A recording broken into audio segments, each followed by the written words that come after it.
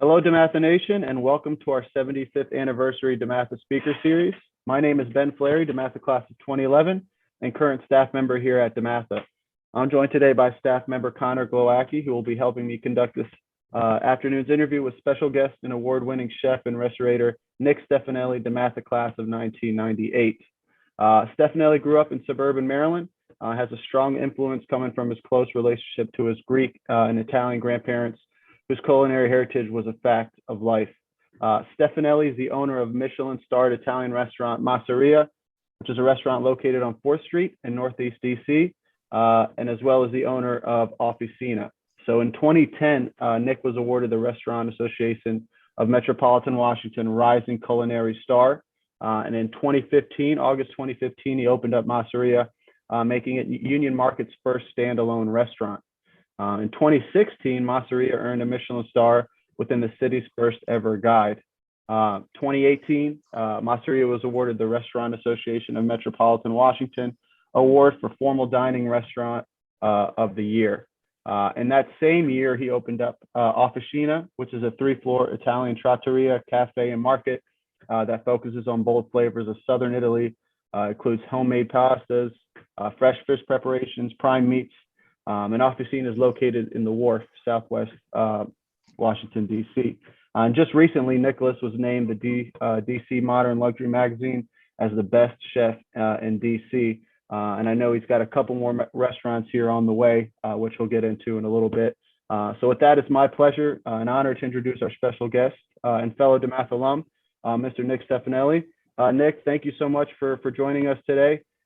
Before we get started, just kind of want to see how you're doing. And obviously, the life of a chef and restaurator has been a little bit tricky over the past 18 months or so with the pandemic. So kind of how have you and your restaurants kind of been dealing with that adjustment so far?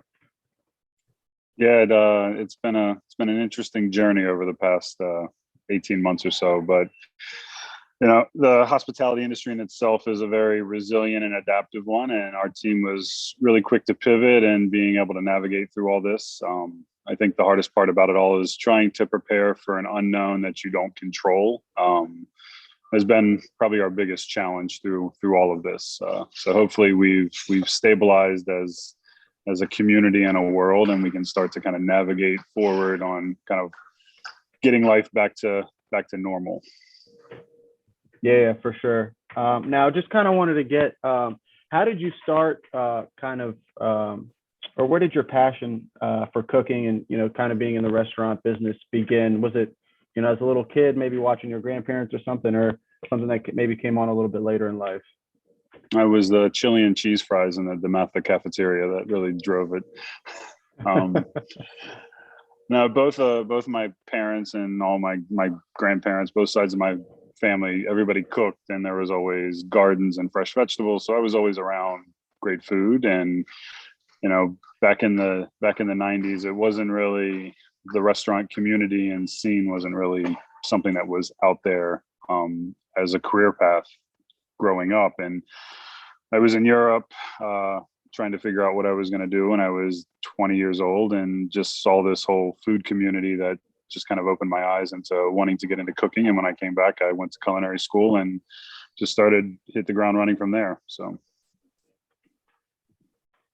Yeah, Nick, thanks for joining us again today.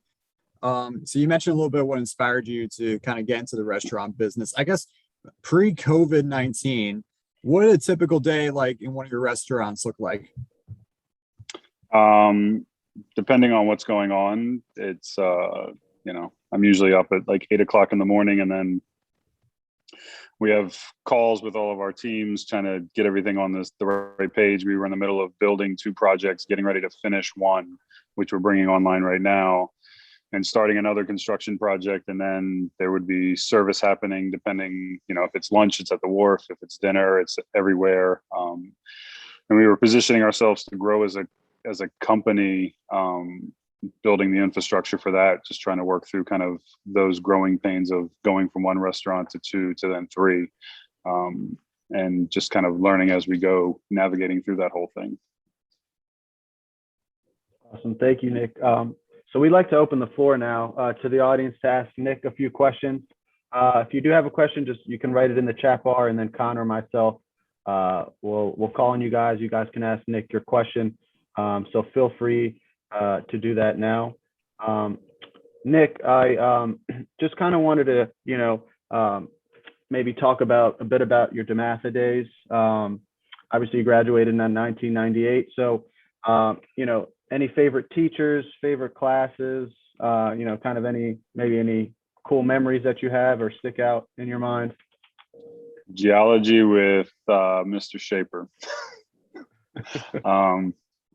Father Damien was a pretty big force when I was at DeMatha. He was always great. Father Lawrence was my foreign language teacher at the time. Mr. Holsey in art. I gravitated a lot more towards the arts than I did towards a lot of other things, which I guess is kind of a telling sign of what happened.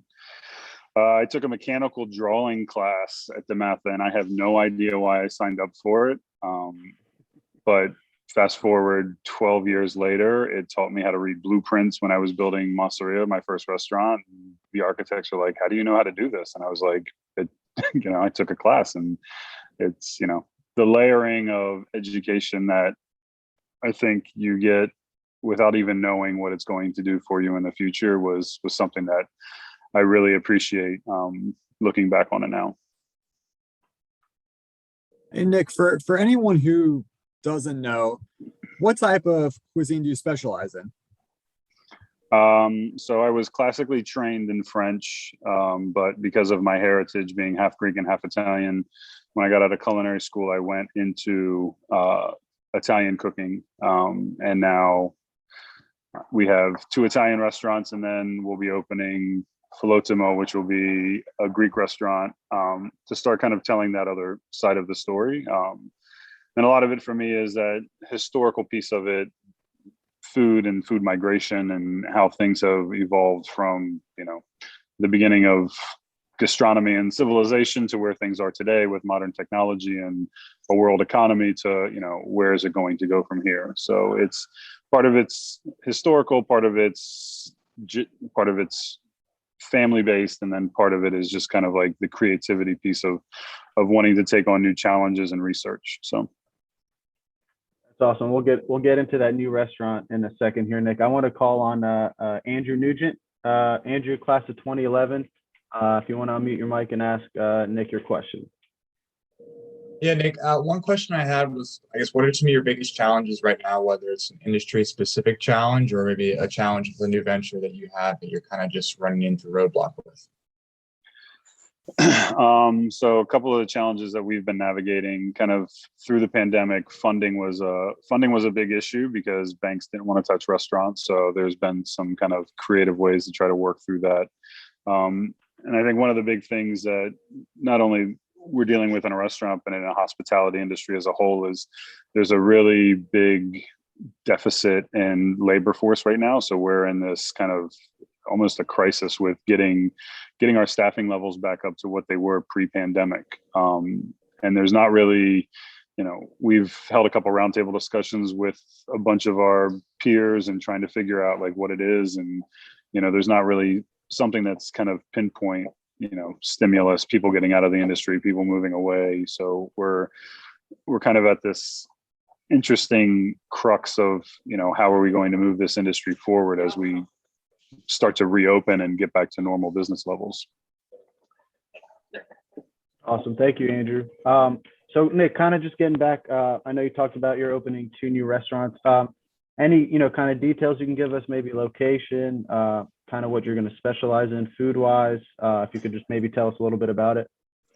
Yeah, so we have a cafe at 1615 L Street that is a spinoff of the Officina at the Wharf. So it's an all day breakfast, lunch, happy hour, early dinner, Monday through Friday. That we were building for downtown business that was getting ready to open when the pandemic shut the world down. So we never were able to bring this restaurant to life. So it's just been sitting, kind of waiting and waiting and waiting.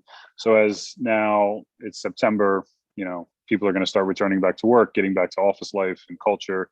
We're going to bring that online. So we've been waiting to kind of do this. So this will be a fun place to salads, it's pastas, it's pastries, it's coffee, it's glasses of wine, happy hour. It's just kind of like an all day effortless place for you to just really kind of come and experience. And then Filotimo is the Greek restaurant that will be opening, and that's in the old Washington Post building at 15th and L, which is now the new headquarters of Fannie Mae, and that'll be opening somewhere in September. We're still dealing with some supply chain issues of getting deliveries and these pieces. And that's going to be the Greek restaurant that will be opening up. That'll start to tell the journey of food and wine through Greece, the regions and the islands, and all those small producers that we support. So. Well, Nick, that's really exciting. Congrats on these new restaurants opening for you. I know it's an exciting, busy time for you. We got a question here from Edgardo. So Edgardo, if you want to unmute your mic, you can ask Nick your question.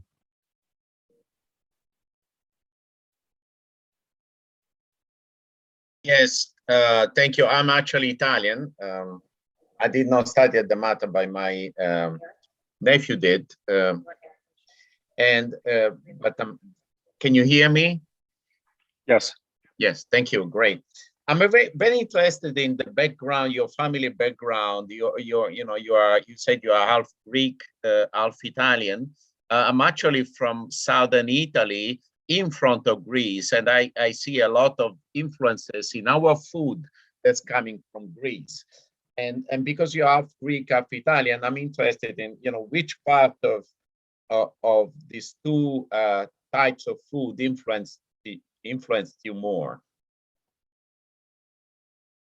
I think it's really interesting because in Puglia, my family's from Puglia in Sicily and Italy, and actually my Greek side of my family is from what is modern day Turkey now, on the Black Sea.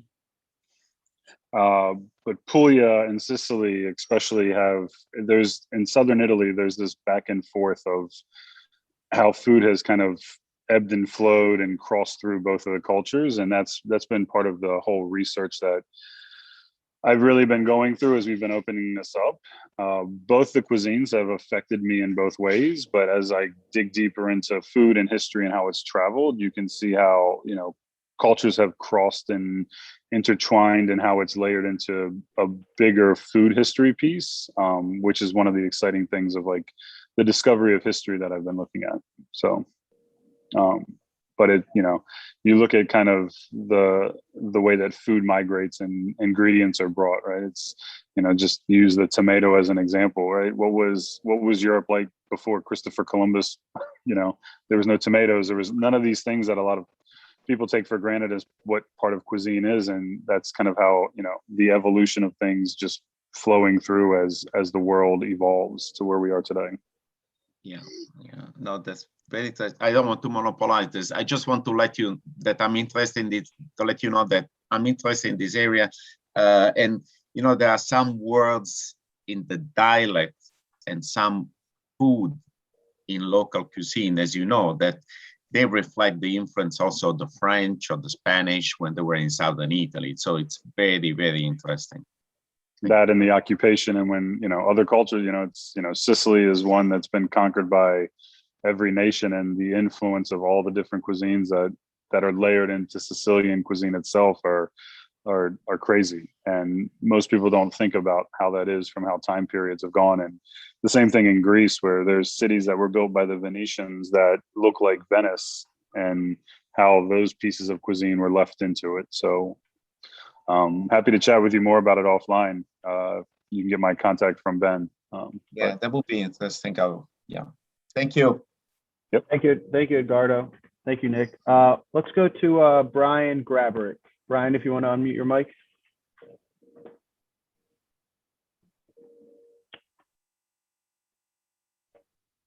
Brian Graberick. There we go. Sorry about that. There we go. Thanks a lot, Nick. Thanks. Appreciate your time. I work down in Solomons, Maryland, and I'm sure like you, we're experiencing supply and delivery challenges across the board. Just wondering if you have any great out-of-the-box ideas on how to deal with some of that stuff. as it comes across. And just curious if you did any sports at DeMatha. So the supply question, I wish I did, because it's an extremely frustrating time right now with everything from parts to fix a refrigerator to getting consistent deliveries. And, I think a lot of that has to deal with some of the same things that we're dealing with on the hospitality front, of kind of the frontline workers that are the producers and the drivers and the people to make things happen, is just in short supply right now. So it's kind of stressing everything out across all of the industries. So it's making it very difficult to kind of navigate. And as for sports, I played football, baseball, and wrestled. Obviously, being in the restaurant business, I know you don't have much time for that. Do you miss the sports? When the grass starts to get cut in the spring it's always a nostalgic trigger of baseball season. I don't miss two-a-days when it's 30 degrees outside, though. I can tell you that. Absolutely. Thank you very much. Yep. Hey, Brian, thanks for your question. Nick, we have a question from your former geology teacher, Bruce Shaper. So Bruce, go ahead. All right, Nick, I appreciate it. And so I find it really interesting that you're able to work on multiple restaurants at the same time.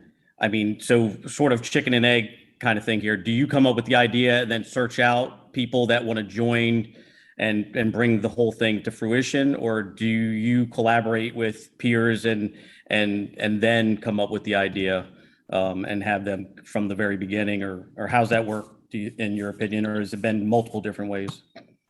So right now it's kind of like managing a beautiful disaster. But Masseria was kind of a career path, long-term goal that happened. So that was bringing my first restaurant that I wanted to do. And then, I think one of the things, touching back on like the sports question of, playing in a team sport and understanding how to like build those and lead and grow, was we went from one restaurant to two. So it was really about the people that were able to be relied on to run the day-to-day operations, as I stepped away from running just the one restaurant to then running two. And now I'm learning how to actually run a business as opposed to just run a kitchen. So this is like the next step function and challenge that I'm professionally going through. So all the concepts are conceptualized by me, and then as a team, as we're building our corporate infrastructure, like everything then starts to layer into the execution of how we're going to do it, and the pieces and the nuances and the things that bring kind of that whole thing to life. And then once it's up and running, it's never perfect. So you always want to leave that room to kind of have that ebb and flow, to let things kind of take their own course, and then being able to kind of like push them into the lane and then refine them and continue to move it forward. So Thanks. Thanks, Bruce. So Nick, got a question for you here. So let's just say, right, I'm going on a date, I'm going to Masseria. What should I get? Like what's kind of your go-to, I don't know, kind of meal? I know Officina is more of a, cafe market style, but something on the menu. What's kind of your go-to, I guess, for Masseria? So Masseria's menu is set up as if you're coming into my home. So there is no menu. We have it's a tasting menu that goes through multiple courses, and we cook for each table. So depending, if your date might be vegetarian, we can work around dietary restrictions and things, but it's also about bringing the best ingredients that we have access to that day to the plate. So we're not constrained by kind of what's happening in the menu. We have kind of almost like in a musical performance, like there's like a set list of things that we have in the repertoire for that evening. And then depending on what happens with wine, if you're going with pairings or somebody gets a bottle, then we can kind of redirect and go through an experience that's very specific to each table in the restaurant that evening. Nick, are there any chefs in particular that you look up to or serve as a source of inspiration for your cooking and how you cook? When I was really young, kind of growing up, I worked with a lot of great people, and it was, as a creative piece, like it was great to be in these atmospheres where like your peers were helping to drive you as well. And then at the time, like the early 2000s, like there was a lot of people that were out in Europe, Pierre Garnier, Michel Bras, Guillermo Marchesi, Massimo Angimo.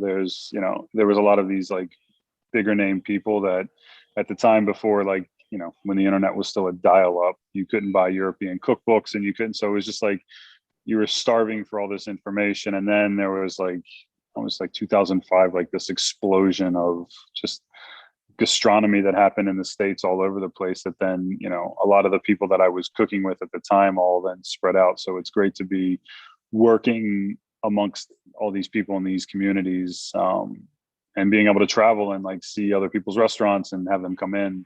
So when we do guest chef series or we go out and travel to go cook in other places, like it's always good to then work in somebody else's space, because then you see different ideas and thought processes and things like that. Awesome, Nick. Now going again back to DeMatha, just kind of want to ask you, is there anything maybe you took from your DeMatha days that you kind of use today? And then again, what does kind of DeMatha mean to you, and how do you think it stands out from other high schools in the country, in your opinion? So I always say to people that are sending their kids off to school, like going to an all boys school was something that gave you the ability to focus on the task at hand without really knowing it, right? You're not worried about all the other things as you're navigating being 16 years old, right? And the foundation that DeMatha, I think, gives you, and it's not something that I realized while I was there, but it was after I left, was, it was just the structure and the people that you're around, and just teaching you how to become a man and a person, and, be a contributor to society and what you can do to push and drive. And the connections that you make when you go to school there, it was, it gave me a great foundation moving forward as I grew up, and started to become a professional. That's awesome. Nick, thanks for sharing. And we have our last question, and it's from Michelle Martin. So Michelle, go ahead and unmute your mic. Sorry, now I have to worry about my hair. Hi. Hello. Hello, everybody. I feel a little special here. I think I'm the only girl. Mr. Stefanelli, first of all, just a huge fan. So excuse me for like fangirling you. I'm just wondering, how on earth did you play 3 sports at DeMatha? How did you play 3 sports? I didn't play 3 sports the whole time. I played football and I wrestled, and then it came to a point of having to decide, was I going to play football or baseball? And I chose baseball. So it was, that's how it went. I see. Actually, I had a serious question for you, which is the whole question of the labor shortage in the field. And we were hearing so many things about, is it the labor? Is it that the customers are mean? Is it that, what's your take on it? We were in Hilton Head briefly this summer, and when I was talking to one of the restaurateurs there, and because they had to really truncate their hours, he said that it's not so much a labor issue as a housing issue, that the people that want to work in the restaurant can't find housing that they can afford near where they want to work. So the economics of it don't work. And I was just wondering, what was your take on that? Yeah, we were working with that issue of workforce housing, trying to get that set up in the city, because it is a problem, but that was something that was an issue pre-pandemic, getting people that can afford to live where they work, as development and growth is happening, especially with how much has been happening in DC over the past 10 years. It's priced a lot of that labor force out of the market. But then when the pandemic hit and people were forced to stop working in the hospitality industry, this is the thing that we've been trying to navigate, to understand, where it's, our kitchens are strong because they continued to work through as we went through and started delivery and takeout. the front of the house service teams really, you know, we tried to integrate them into what we were doing, but overall there wasn't the show that was happening. So the bars weren't open, the dining room floors weren't open. So there's this thing that kind of shifted, and the question is are people getting out of the industry? Is it a stimulus thing? Have people moved away? Have they moved back home? I don't know what the answer is. You know, we know that some of our team has kind of gone on to different career paths, and you know, a lot of that happens sometimes generationally, as like a younger generation comes in, and as people get older, they're either moving up through the ranks into management, or they're, you know, depending on how it happens. We just don't have, right now we're dealing with a very young workforce that's coming in that doesn't have the built-in experience that kind of that generational trickle would then lead us to. So it's just really, you know, I'm not an economist, and I'm not like I can't, but it's just like the things that we're hearing, and there's a lot of layers to that onion, and it's not just one piece. So, you know, I think but it's all affecting it all at once, which is the problem. So Thank you. Thank you, Ms. Martin, for your question. We actually, Nick, I promised last one. We got one more. Michael Way, if you want to go ahead. Hey, Nick, it is really great to see you up here, my What's going friend. on? I believe we were in class together in Mr. Fotos's mechanical drawing and Yes, Father we were. Damien's religion class. And as I'm sitting here, I'm having flashbacks to Father Damien or Mr. Photos could give us a hard time just by saying our names a certain way. And we all seemed so nebulous back then, and who knew where we were going to end up. I would love to hear more about your origin story moment where you went from Mr. Stefanelli, you know, with that booming child of God voice, to executive chef of Masseria and Michelin star. And knowing your origin story, what do you look for when you're spotting new talent for your own kitchens?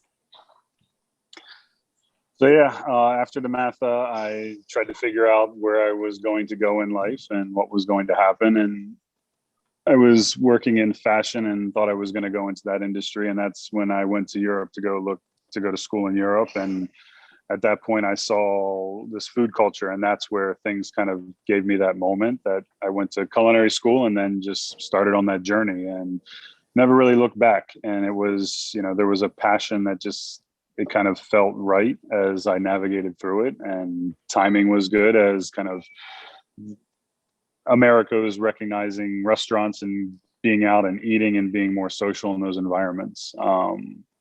So as we are building our teams, it's, you know, especially even more so right now, it's as we have to teach, it's finding people that have that want and drive. It's not necessarily, do you check all the boxes from a work experience? Do you have that ability to nurture and care and take care of people and want to go that kind of extra mile? Because we can teach you and show you and kind of refine you into what we can take you through as a path and a journey from a career standpoint. That's awesome. Awesome. Good to see you. Good to see you, man. Proud of you, bro.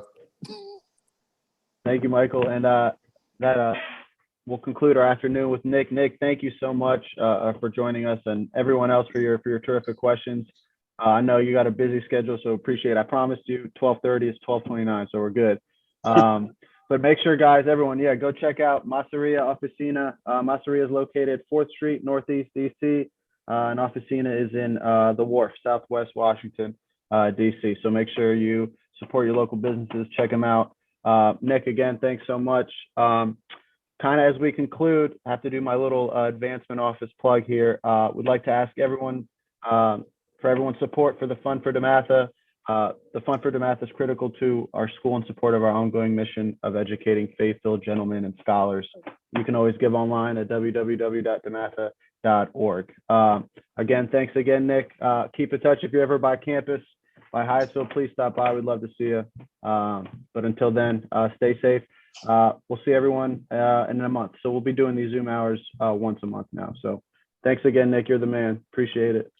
Thanks, guys. Have a good day.